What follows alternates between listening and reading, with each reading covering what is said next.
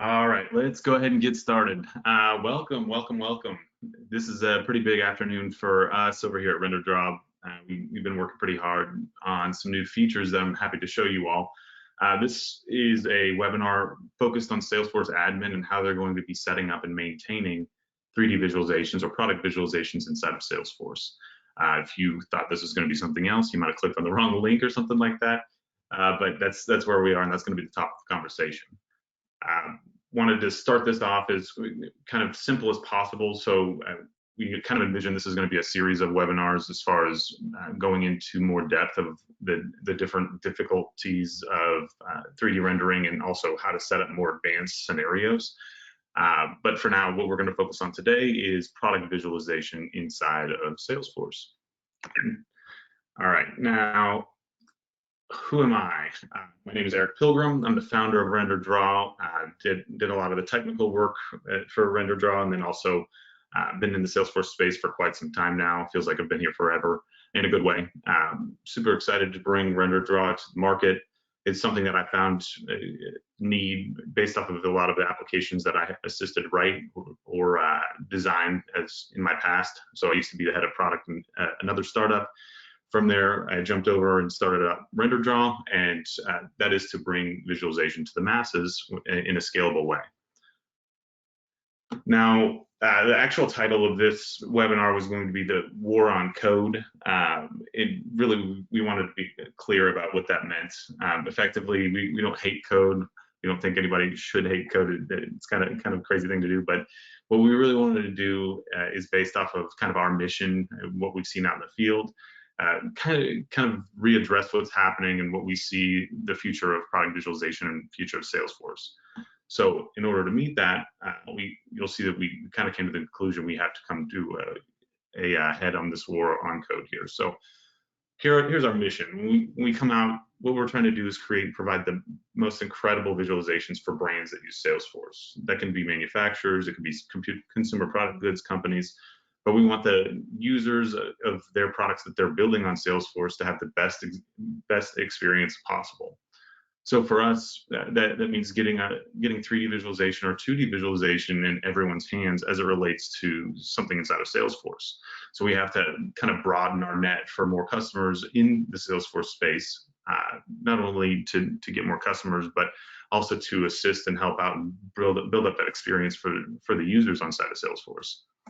Now, what we kept finding when we were going out talking to lots and lots of different manufacturers and different real estate companies, actually, a lot of times compromises are made on both quality of experience and also quantity of experience when it comes to 3D.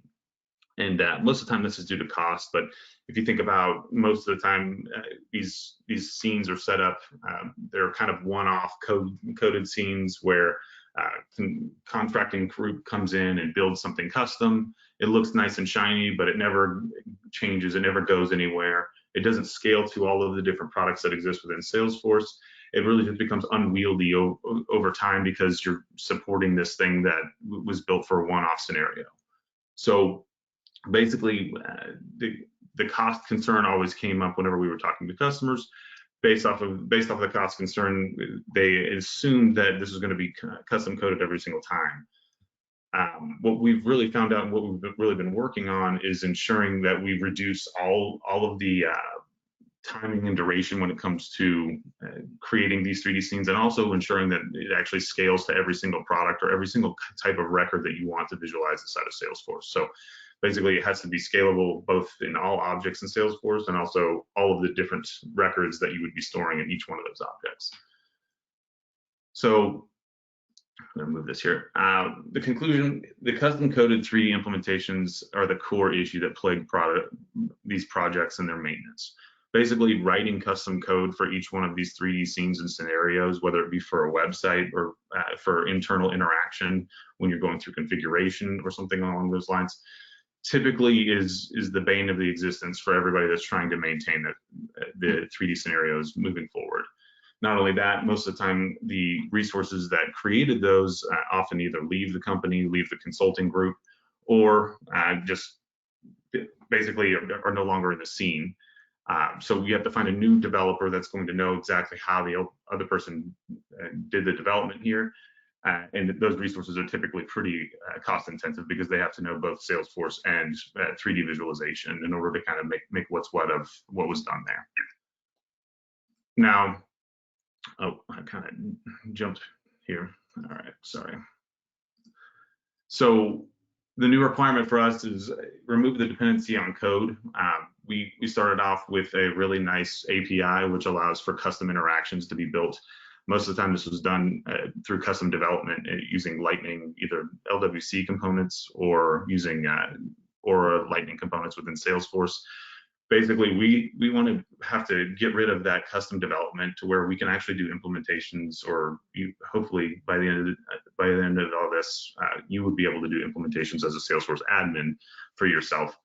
But effectively, we have to remove that dependency on code. So basically, in order to scale and maintain that scalability for our customers, the code's got to go. Really, what that means is we have to empower the Salesforce administrators in the same way Salesforce does, but on the 3D front here. So before we jump into this, a little bit of housekeeping. Anybody that's familiar with our components, we have a component library suite inside of Salesforce, and each one of these do something different. We updated the names of the labels on our components to make it more obvious to what they actually do. So instead of saying advanced renderer or simple renderer, you'll see we have it broken down by either 2D or 3D, and then based off of it, whether it's 2D or 3D, it should be pretty clear what you're attempting to do based off of that label there. So these are the new labels. We can go over briefly what they do. The 2D interaction canvas is what a user would use in order to interact with these 2D drag and drop items. A 2D scene director is the admin screen for setting up what the shapes should look like in that 2D interaction canvas. Our 3D advanced renderer and 3D simple renderers are the consumer user components, so what the users use on either the websites or within Salesforce to visualize in 3D. The file attachment viewer does the same thing for an end user. Effectively, you can view 3D files as they're attached to records. These are really popular on opportunity records in Salesforce. And then the 3D scene director, which we'll be taking a look at today, along with the file and relationship setup, both have to do with setting up the 3D scenes as they relate to what's going to be visualized in the simple renderer or the advanced renderer. So a little bit of housekeeping, just real quick note, our names got updated and you might see new names there. I just didn't want anybody to see that after seeing our previous videos and wonder what was going on. All right, so the question is, how much more could your team sell and service with instant, beautiful, interactive product renderings inside of Salesforce? Everyone wants 3D visualization. Everyone knows it's a better user interface or better interaction for users to see all the detail within the products that you're attempting to sell. It's a differentiator when it comes to selling into organizations, when you have the ability to actually visualize on the go. And again, our goal here is to ensure you can do that anywhere within Salesforce. So whether it's beyond the sell and service use cases, or if it's within those inside of a community experience or inside of Sales Cloud, how much more could your team sell and service with those renderings? So the problem is everyone starts to break this down into how much is it going to cost to create even just a single 3D scene. So what tends to happen, I've broken this down into three separate methods of getting to the fruit here. The first one is the most frequently used, which is a custom code and 3D engine of some kind. That 3D engine could be one of the off-the-shelf open source 3D engines. It could be something that's behind a paywall, a generalist solution, but basically you're going to be wrapping the code or wrapping code for that 3D engine to embed it inside of Salesforce in some way, somehow. So typically these are not very scalable whatsoever. Most of the time it's a one-to-one mapping of each one of these components or builds that you'd have to be making, and a lot of effort goes into each one of those. Effectively, you have to become 3D experts and Salesforce development experts in order to really have any success here. So costly implementations, and then also maintenance. It's basically manual maintenance from there on. No product updates, only maintaining. So typically this goes something like this. You write a bunch of code to initialize a 3D scene using that engine. You do something like setting up a ground so your object can be sitting on the ground instead of sitting in 3D space. From there, typically you're going to load in a model, so like loading in whatever CAD or formatted model that you want to be showing along with that product record. And then as things start getting a bit more complex, we've got more things like handling interactions or changing the environment, handling mobile interactions. Of course, that's different. Custom Salesforce components. So if you're going to be putting this inside of a lightning flow, it's going to be something a little bit different than if you're going to be putting in a community. And suddenly, oh yeah, like adding in lightning flow capabilities, update scenes based on an interaction, link 3D elements to Salesforce records. Effectively, it becomes this large monstrosity that really doesn't scale because it's so specific to whatever individual products that you're writing it to. It takes away all the scalability that Salesforce has and the Salesforce partner apps have out of the App Exchange, and really puts it on this dependent heavy 3D visualization that you built on top of those pieces. Now, that comes even before we start talking about something like configuration, where you'd be adding additional models to the scene. And then also things like niceties that users would love to have, like animated camera controls. A lot of times that's out of the realm of possibility with some of the 3D engines out there, but effectively it becomes a monstrosity to try and write this component, and then maintaining it becomes impossible. So this is kind of an expensive option if you wanted to set it up initially. And a lot of times when we're going out and talking to customers for the first time, they think that we're going to be something along these lines where we're going to have to write out this gigantic component and they're going to have to maintain it.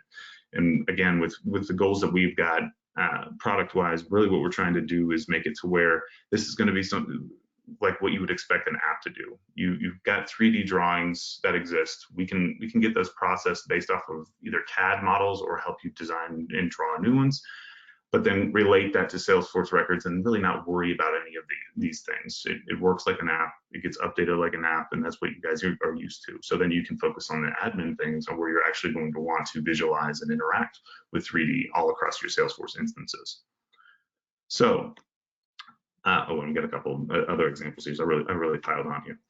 All right, so this is kind of the second step. This is where RenderDraw was created, and approximately a year ago, COVID got all our time messed up, right? But about a year ago, we started on this journey of creating these APIs that are simple to understand and digest for a Salesforce developer. I'm a Salesforce developer, that's my background, as I mentioned before. But really kind of abstracting the idea away from these 3D visualizations and this, like the math that goes with it. For instance, like moving camera from point A to point B and animating it on a line. That's something that we never want a Salesforce developer to ever have to worry about. So effectively, we've got things like camera controls that allow you to call a function to move the camera to that position, and we'll animate it for you. So effectively, we've got these nice APIs that are wrapping amazing functionality behind the scenes. But the problem is, even with this, it's still code. Every single time that you're going to create a new application, it is less scalable because it's coded. Now, this is much better than what we saw previously, to where each one of these functions are extremely powerful behind the scenes, and we're doing a lot of the nuances and niceties for the 3D engine, but it's still code at the end of the day. So that meant every implementation that we had to have a custom component, which is not scalable for us, and it's not scalable for our customers. So knowing that, we set out on the journey to make every one of our APIs a Salesforce Administrator configurable piece as part of these components. So that's where these director components came in. I mentioned the new components before, but both the 2D and the 3D scene director provide us the ability to really kind of do the wiring of those coding behind the scenes for you as an administrator, and allow you to stay in the Salesforce click stop code land. So we've got lots of APIs. We mentioned that before, but just to kind of highlight again, all of these are different buttons and lists that we can select, and we can go over this momentarily when we go into the live example. But effectively, you have the power of our 3D rendering engine at your fingertips, and you don't have to learn anything about 3D in order to actually use this. So extremely powerful. We made everything as simple as possible when it comes to the elements within a scene, setting up the scene itself, moving or positioning a camera, or if you wanted to interact with media instead of 3D visualizations or a 3D scene. All of those are all included as our APIs. And as every one of our API, every new API gets added, as we do with each one of our releases, you can expect that you as a admin will get that full functionality right out of the gate. So effectively, whenever the coders get it, you'll have the ability to set these up inside of either configurations or pure visualizations. So this is something we're super excited about. We're kind of new terrain, and we went out there to build something like this to ensure that the lowest common denominator, which is the Salesforce admin across all of these organizations, would be able to interact and set up a 3D scene realistically.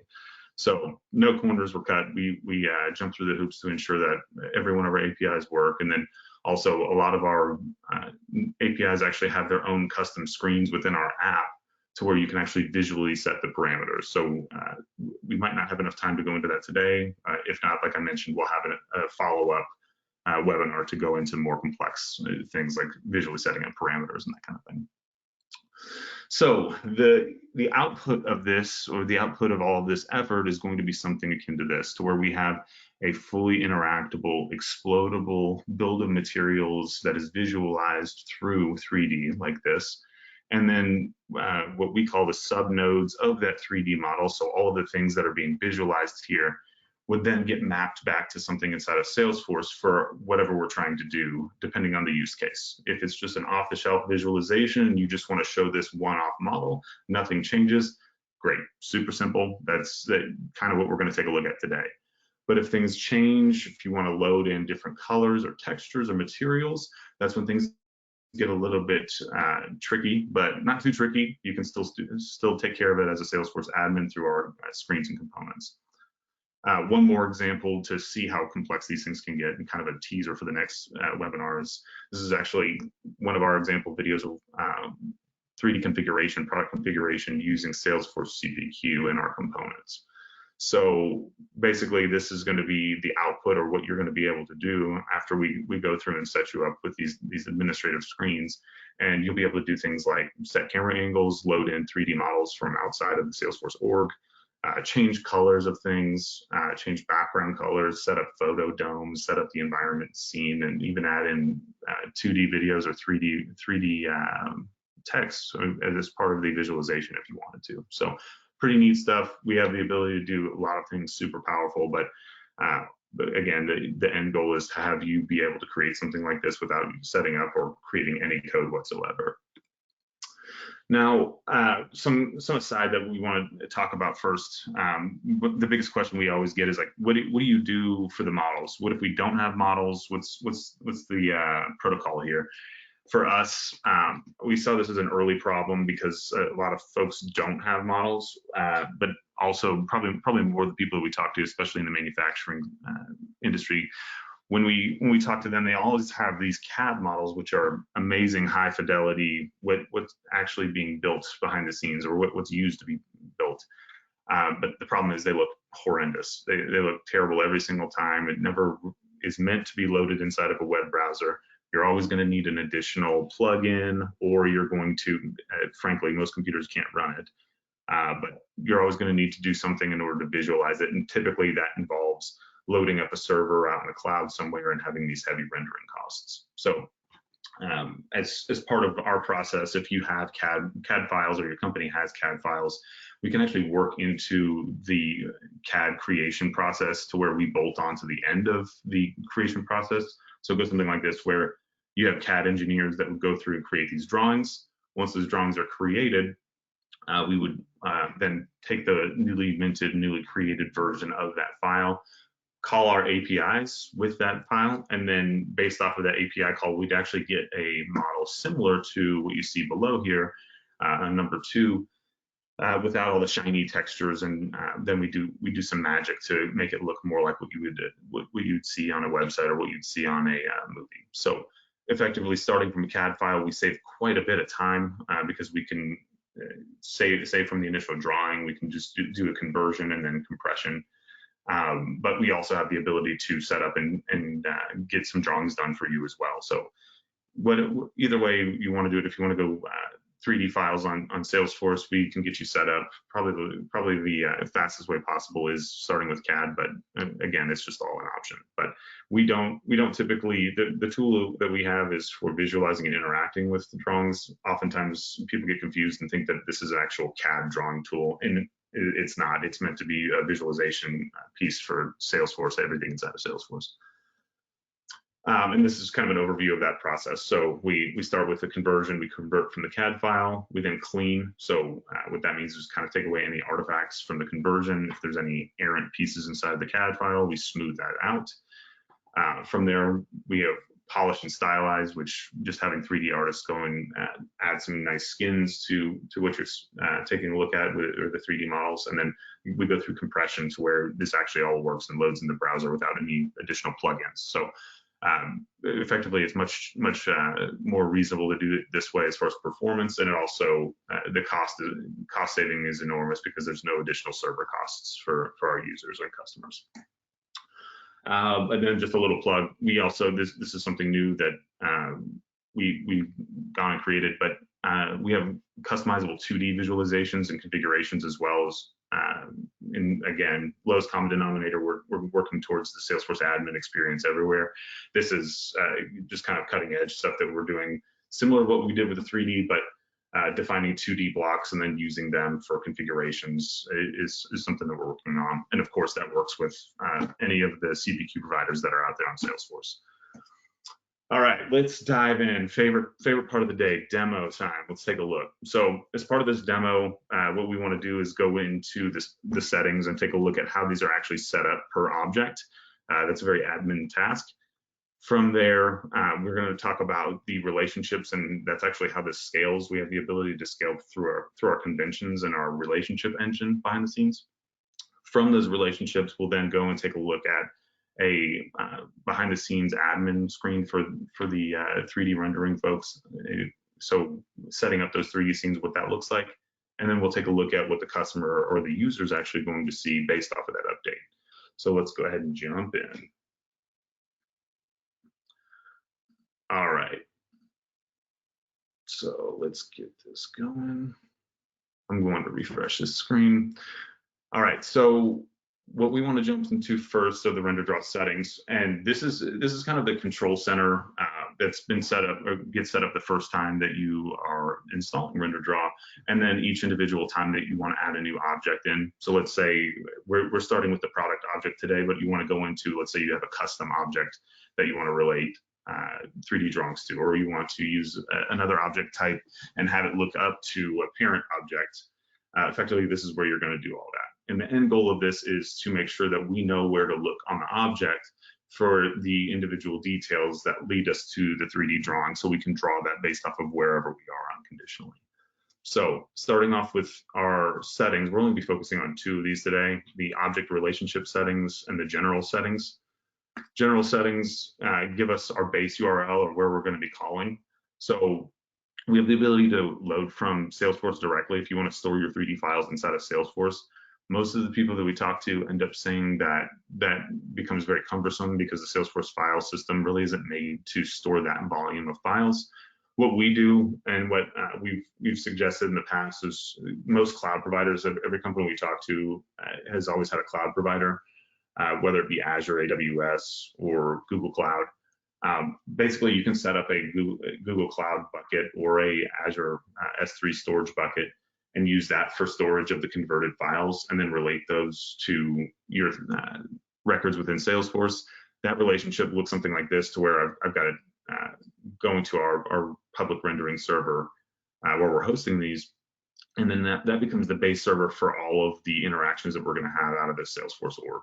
If you want to have additional RenderDraw settings, meaning you're going to be hosting in several different locations, the sky's the limit. You can set up as many as you want there, but typically what we've seen is it's just going to be an individual base URL that we're going to be using. So that base URL is set up for the destination where we're going to be finding the 3D models. From there, we need to find out what that file name is going to be. So whatever the end is going to be on this URL.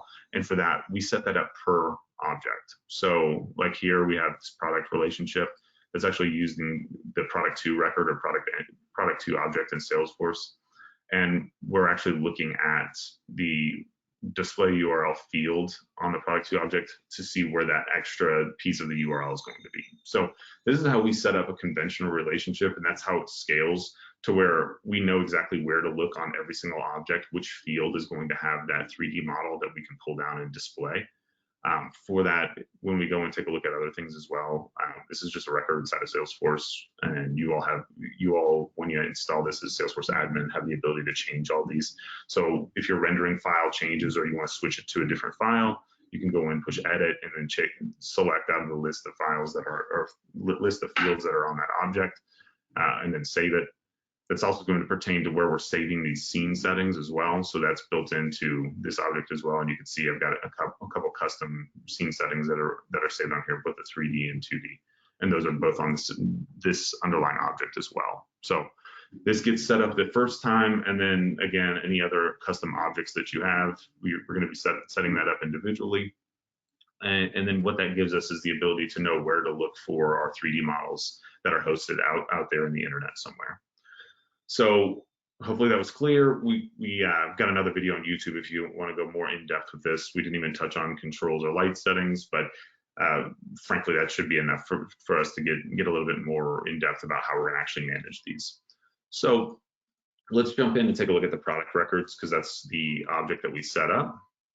And now that product record, we'll jump in here and we'll take a look at this cart, because that's what we took a look at before. Now, we mentioned before, we have the ability to go through all the configurations and set these up. I'll tease you here and we'll take a look at what this looks like. We've got the ability to set up what are called action items inside of each one of these events that we can set up, these interaction events. And really what that means is basically it's just kind of a logical grouping of underlying actions that are going to be taken based off of some conditions. So our name is red, and that's because we're talking about body color here. So we can name this whatever we want. It's just for label purposes. But when we come to conditions, this should look somewhat familiar to those that have seen Salesforce Lightning Flow, in that we can add in conditions in order to find out which pieces to fire off in the background through these steps based off the APIs that you want to call. So when we fire the body color interaction event, if the condition of label equals red is met, then we'll fire off these steps where we'll actually go and it looks like we're adding a texture to an element here, and here's the texture URL, and that's the node we've applied it to. So basically, we set these up based off of the individual elements that you want set up. If you remember back to that video where we were looking at the configuration, typically that's done per product option within your Salesforce CPQ system or whatever CPQ you're using. But then we would set one of these up for each of the different events we have. So 3 different events: focus change, and focus leave.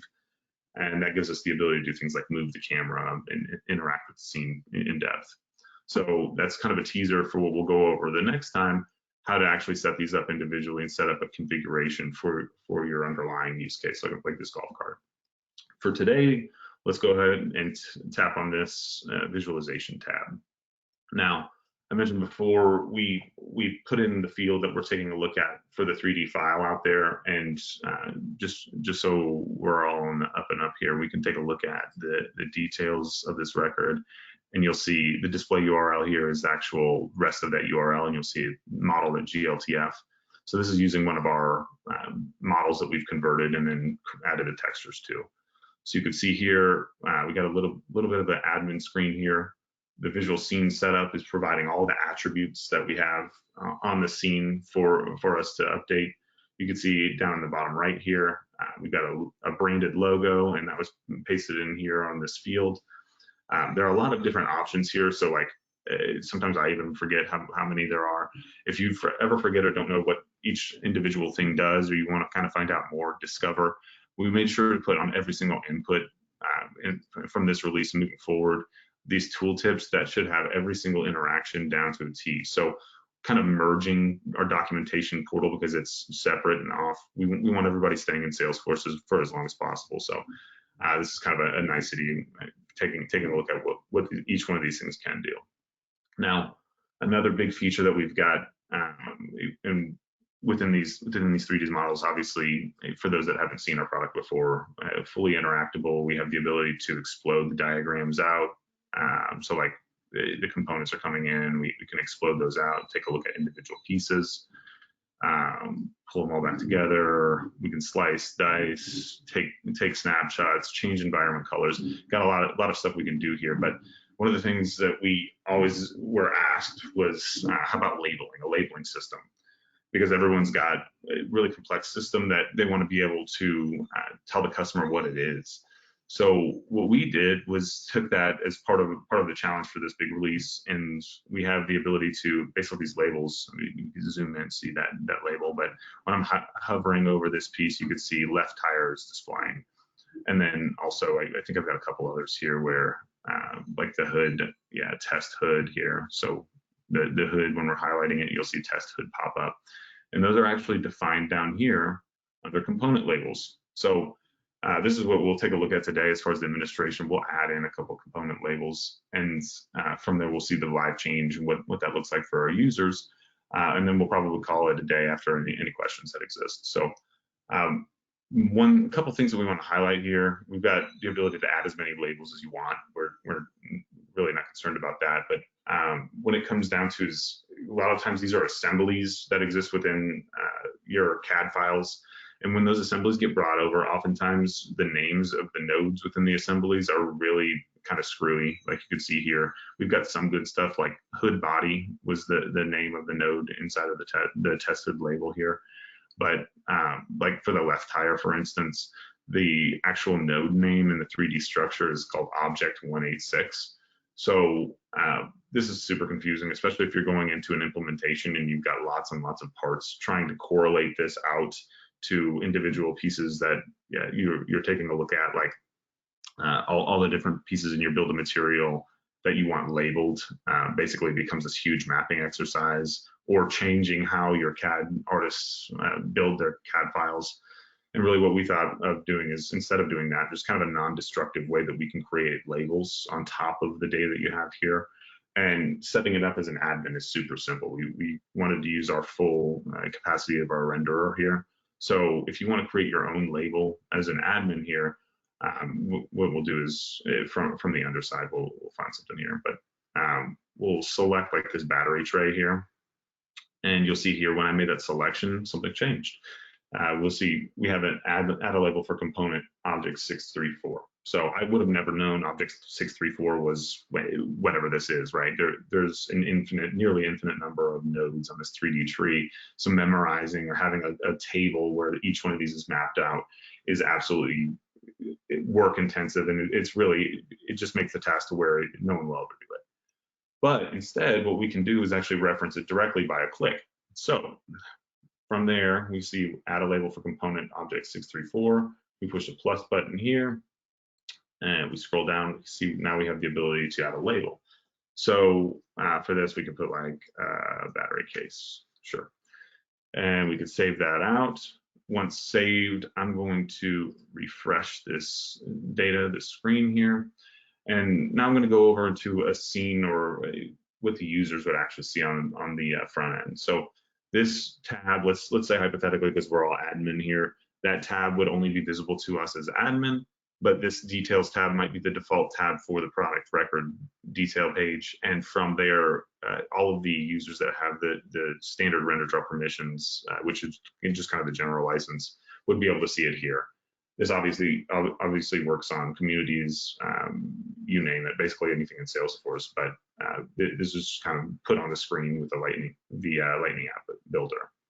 So now when we zoom in a little hard there, we can see battery case is now part of what we're seeing under the skin here. So we added a new label without ever having to write a line of code, and that's going to be perpetually available for updating moving forward. All that updating, again, is done by an admin. So if you wanted to come in and change the label, all you'd have to do is go in and modify that label field. And based off of that modification, you'd have the ability to then update that for your users or update any of the other functions for your users. So just want to do a quick time check here. We kind of went over a lot. I wanted to make sure everyone is on the same page. This is a tool for admins on Salesforce that have the ability to create or connect 3D drawings to underlying Salesforce records or underlying Salesforce logic. From there, we have a whole slew of things that we can do behind the scenes when it comes to setting up these scenes as a Salesforce admin. All of those are done in our scene director components. Both configuration and visualization are available at your fingertips here. Most often, visualization is what you're going to use out of the gate, and actually setting up the visualization for the configuration as well. From there, the configuration is optional. Obviously, not every product needs configuration, but it is included as part of the overall price that we have for our product. I think that was it. The call to action that I have for you all is if you'd like to see your products in 3D, sign up for a custom demo on the App Exchange. We'd love to give you a demo using your own 3D files. Most of the time we can do this within either the same day, or if you need the actual textures, like you want it to be e-commerce friendly and ready, it takes just a little less than a week, probably about 3 days. But from there, we can take a look at that and then really start sketching out what you all want to take a look at moving forward for any use cases that you might have. We've seen quite a bit of 3D out there, 3D visualization use cases. A lot of times, combination of 2D and 3D is the best use case out there. But yeah, we highly encourage you to go over to our App Exchange listing. From our App Exchange listing, go ahead and sign up for a demonstration, and we'll go from there. Really appreciate everybody for showing up today. We're really excited about this release. It's been a long time coming, and it's moving in the direction where we think everyone's going to be a lot happier with product visualization on Salesforce. We're really trying to lower the barrier to entry there and working our hardest to ensure that everyone, including admin, can really set these up and provide the best experiences for their customers, because at the end of the day, that's what we're all trying to do. So with that, I'm going to go ahead and sign off. This video will be made available on YouTube. Just go ahead and track it on LinkedIn. You guys will be able to find the link from there. Thank you so much.